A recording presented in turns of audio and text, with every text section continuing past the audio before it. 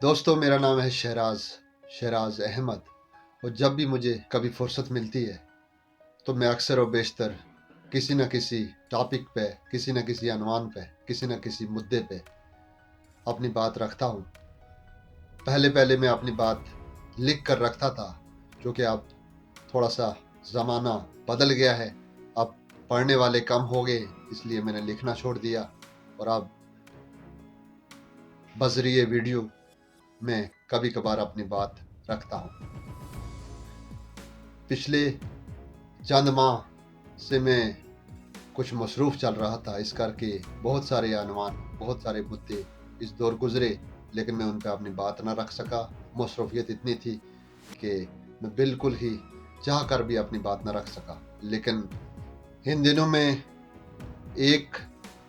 مدعا بہت ہی گرمایا ہوا ہے، میں چاہ کر بھی اس چیز کو چھوڑ نہ سکا، اور مجھے مجبوراً اس پہ بات کرنے کے لیے آپ کے سامنے آنا پڑا۔ وہ مدعا ہے وقف کا۔ حال ہی میں وقف بل پاس ہوا ہے، اور پورے ہندوستان میں، بلکہ بر صغیر میں یوں کہوں گا کہ پوری دنیا میں اس پہ ہر کوئی اپنی رائے رکھ رہا ہے، اور بہت ساری کنفیوژن وقف اور وقف بل کو لے کے مسلمانوں میں اور غیر مسلمانوں میں پھیلائی جا رہی ہے، اور ہر کوئی اپنے اپنے طریقے سے وقف کو بیان کرتا ہے۔ میں آج آپ کے سامنے وقف کی چند حقائق لے کے آپ کے سامنے آیا ہوں، لیکن حقائق کو بیان کرنے سے پہلے میں وقف پہ بات کروں گا۔ وقف کیا تھا، کیا ہے، کہاں سے شروع ہوا، کیسے چلا، وقت کی شروعات کیا ہوئی، ہندوستان میں وقف کا نقشہ کیا تھا، اسلام میں وقف کا درجہ کیا تھا، اسلام میں وقف شروع کیا کیوں ہوا، وقف کہاں سے اس کی پیدائش ہوئی اور کہاں تک چلا، اور آج ہندوستان میں اور خاص کر ہندوستان کے مسلمانوں نے وقف کا کیا حال کر دیا ہے، اور آخرکار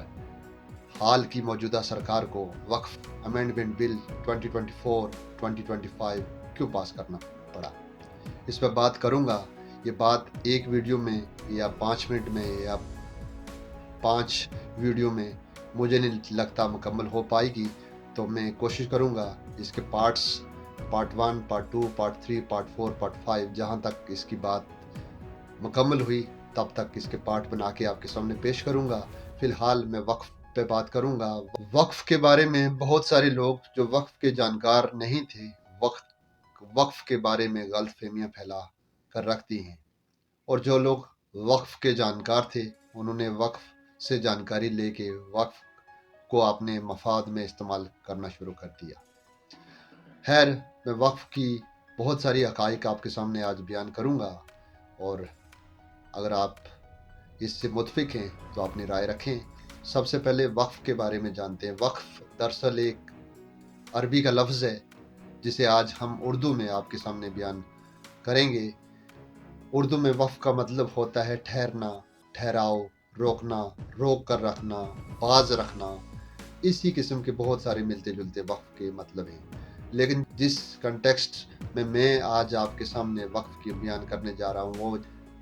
جائیداد کا ایک خاص حصہ جسے رفع عام کے لیے مخصوص کر کے رکھا جائے، اور اس سے ہونے والی آمدن ایک خاص قسم کے لوگوں میں اور خاص کر مستحق لوگوں میں بانٹی جائے، مستحق لوگوں میں تقسیم کی جائے، اور خاص کر اگر مستحق مسلمان ہو تو ان میں تقسیم کی جائے۔ انگریزی میں وقف کو چیریٹیبل انڈومنٹ کہتے ہیں۔